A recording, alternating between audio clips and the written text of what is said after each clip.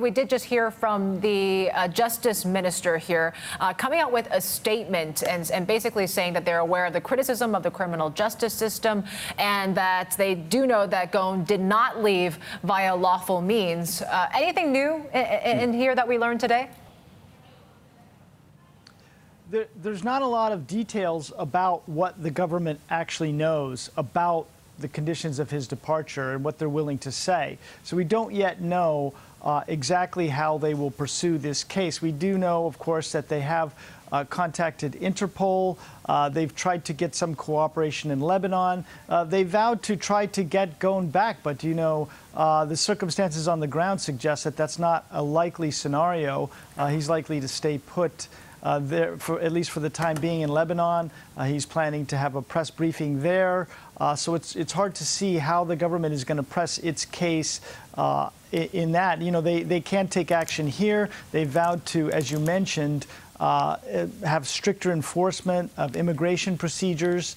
You can certainly expect that to happen. Should we expect at all, and we can debate whether it's the proper thing to do or whether or not we need to actually see some reforms in the justice system, but do you think this actually leads to changes within the justice system in Japan? If there were to be any changes, they would be a long time coming. The process for that would move very, very slowly. And, at the moment, it's definitely damage control, as we saw in the press conference with Mori.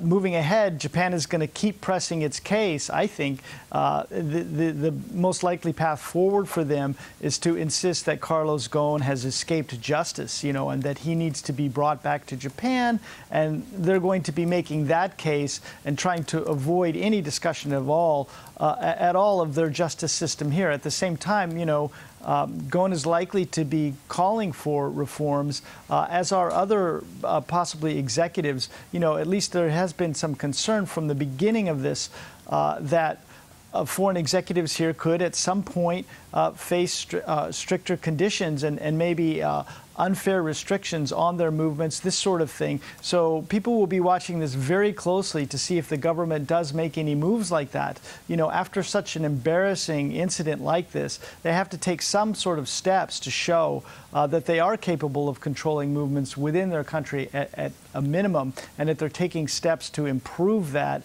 Although it's also difficult to imagine what those steps might be. It's already a pretty strict regime when it comes to immigration.